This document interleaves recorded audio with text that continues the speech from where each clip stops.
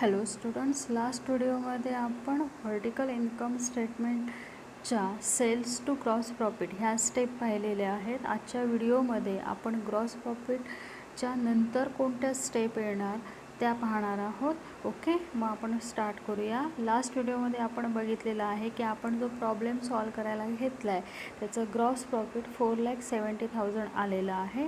Okay, मग gross profit नंतर पुढची स्टेप काय असते, तर पुढची स्टेप काय आहे आपले लेस ऑपरेटिंग एक्सपेन्सेस. आता ऑपरेटिंग एक्सपेन्सेसचे पुन्हा 3 भाग पडतात. पहिला जो आहे office and administration expenses, second भाग जो आहे तो सेलिंग अँड डिस्ट्रीब्युशन एक्सपेन्सेस आणि तिसरा जो भाग आहे तो फायनान्स एक्सपेन्सेस. ओके, मग त्यातला जो पहिला भाग आहे तो आता आपण बघूया. पहिला भाग आपला कोणता आहे, ऑफिस अँड ॲडमिनिस्ट्रेशन एक्सपेन्सेस. मग आता प्रॉब्लेममध्ये बघूया की ह्याच्यामध्ये येणारे आयटम कोणकोणते आहेत. आपल्याला माहीत आहे की ऑफिस अँड ॲडमिनिस्ट्रेशन एक्सपेन्सेस मध्ये ऑफिसशी रिलेटेड सगळे एक्सपेन्सेस आपल्याला घ्यायचे असतात. मग बघूया जरा ऑफिसशी रिलेटेड काय दिसतं आहे आपलं, तर ऑफिस सॅलरी दिसतं आहे, office rent, postage and Telegram, director fee. Okay, त्यानंतर अजून काही दिसतं आहे का, तर depreciation of office furniture. Okay, मग आता हे जे आयटम आहे ते आपण कुठे घेणार आहोत, ऑफिस अँड ॲडमिनिस्ट्रेशन एक्सपेन्सेसच्या अंडर. ओके, काय ते बघा, office salary 25,000, office rent 39,000, postage and telegram 5,000, director fee 6,000, depreciation on office furniture 10,000. त्याची टोटल करून आपण सेकंड कॉलमला घेणार आहोत 85,000. ओके, आता ए भाग झाला. नेक्स्ट भाग आपला कोणता आहे, बी भाग, सेलिंग अँड डिस्ट्रीब्युशन एक्सपेन्सेस. पुन्हा आपल्याला प्रॉब्लेम बघावा लागणार की ह्याच्याशी रिलेटेड म्हणजे सेल्स अँड डिस्ट्रीब्युशनशी रिलेटेड कोणते एक्सपेन्सेस प्रॉब्लेममध्ये आहेत.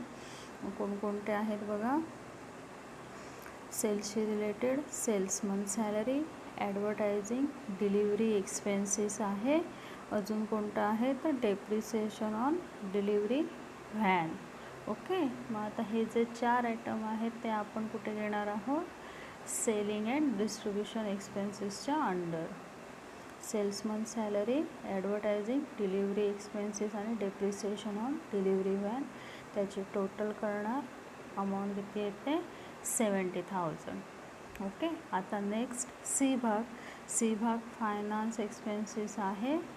मी तो नील म्हटला आहे कारण फायनान्सशी रिलेटेड प्रॉब्लेममध्ये कोणताही एक्सपेन्सेस नाही आहे.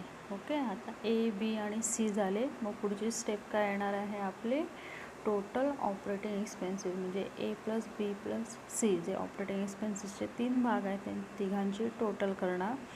ए भागाची टोटल 85,000 होती. सेलिंग अँड डिस्ट्रीब्युशन एक्सपेन्सेसची टोटल किती येते, 70,000. टोटल केल्यानंतर टोटल किती येते, 1,55,000.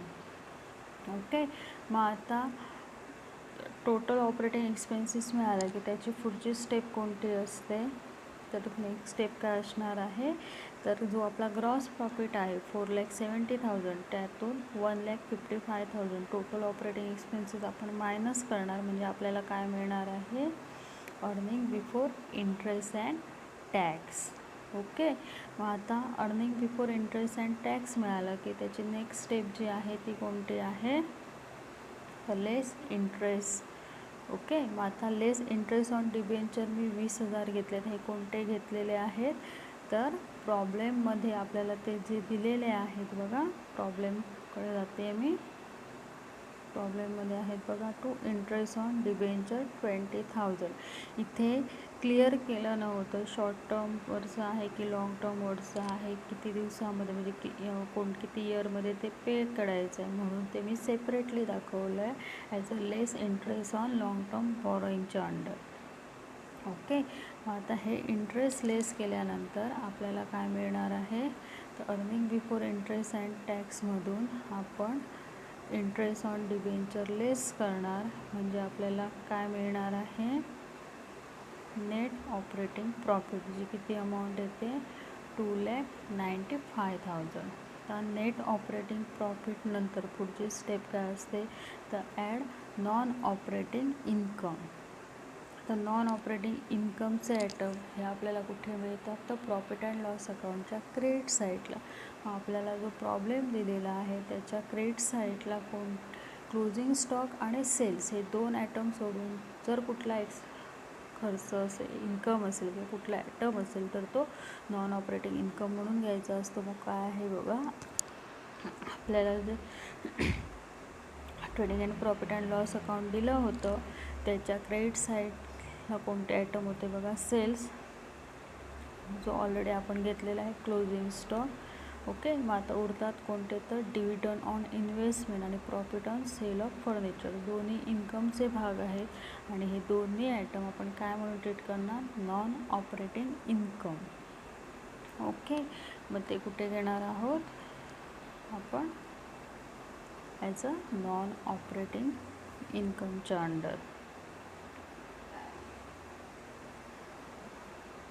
Add non operating income, dividend on investment आणि profit on sale of furniture. 10,000 plus 20,000 किती येतात, 30,000. मग हे नेट ऑपरेटिंग प्रॉफिटमध्ये आपण ॲड करणार. 2,95,000 प्लस 30,000 किती येणार आपलं, 3,25,000. ओके, आता नेक्स्ट स्टेप जी आहे ती लेस नॉन ऑपरेटिंग एक्सपेन्सेस. आता आपल्याला प्रॉब्लेमकडे जायचं आहे बघा. तर प्रॉब्लेममध्ये काय आहे, तर तुम्हाला जर प्रॉब्लेम चेक केला तर ऑलमोस्ट जे डेप्रिसिएशनपर्यंतचे जे आयटम आहेत ते सगळे आपण काय केलेले आहेत, ट्रान्सफर केलेले आहेत. तर शिल्लक 3च आयटम आपले प्रॉफिट अँड लॉस अकाउंटला दिसतात. कोणते, तो पहिला जो दिसतो तो काय आहे, loss on sale of van. हा नॉन ऑपरेटिंग एक्सपेन्सेस म्हणून ट्रीट करायचा. इन्कम टॅक्स सेपरेटली लेस करायचा आहे आपल्याला.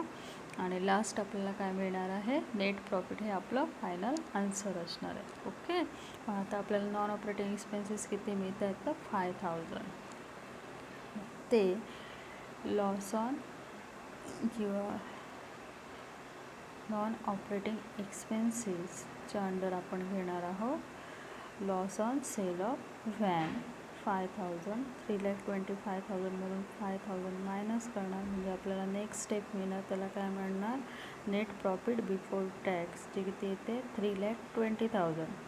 आता नेट प्रॉफिट बिफोर टॅक्सच्या अमाऊंटमधनं आपण इन्कम टॅक्स लेस करणार. इन्कम टॅक्स प्रॉब्लेममध्ये दिला आहे 1,75,000.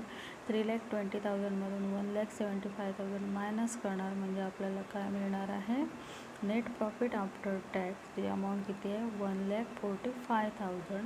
आणि जर आपण प्रॉब्लेम चेक केला तर आपल्या प्रॉब्लेममध्ये सुद्धा जे trading and profit and loss account दिलं आहे त्याच्यामध्ये नेट प्रॉफिट दिलं आहे 1,45,000. ह्याचा अर्थ आपण जो प्रॉब्लेम सॉल्व केला आहे तो आपला काय झालेला आहे, बरोबर आलेला आहे. ओके, मग आय होप तुमच्या लक्षात आलं असेल की व्हर्टिकल इन्कम स्टेटमेंटमध्ये आपल्याला कोणत्या स्टेपने जायचं आहे. पुन्हा स्टेप फॉलो करते बघा. सेल्सने स्टार्ट करायचं. सेल्स नंतर त्यातनं मेन जो आयटमला आपल्याला लेस करायचा तो असतो कॉस्ट ऑफ गुड्स सोल्ड. त्यानंतर आपल्याला ग्रॉस प्रॉफिट मिळतं. ग्रॉस प्रॉफिटमधनं ऑपरेटिंग एक्सपेन्सेसचे तिन्ही भागांची बेरीज लेस करायची म्हणजे आपल्याला काय मिळतं, earning before interest and tax. त्यातनं interest on long term loan less करायचं म्हणजे आपल्याला नेट ऑपरेटिंग प्रॉफिट मिळतं. नेट ऑपरेटिंग प्रॉफिटमध्ये ॲड नॉन ऑपरेटिंग इन्कम करायचं, less non operating expenses less करायचं म्हणजे आपल्याला मिळतं नेट प्रॉफिट बिफोर टॅक्स. त्यातून इन्कम टॅक्स लेस करायचं म्हणजे आपल्याला हवे असलेली अमाऊंट म्हणजेच नेट प्रॉफिट आफ्टर टॅक्स हे मिळणार. ओके, मग नेक्स्ट लेक्चरला आपण ह्यावरचे अजून काही प्रॉब्लेम बघूया. ओके, चालेल, मग थँक्यू.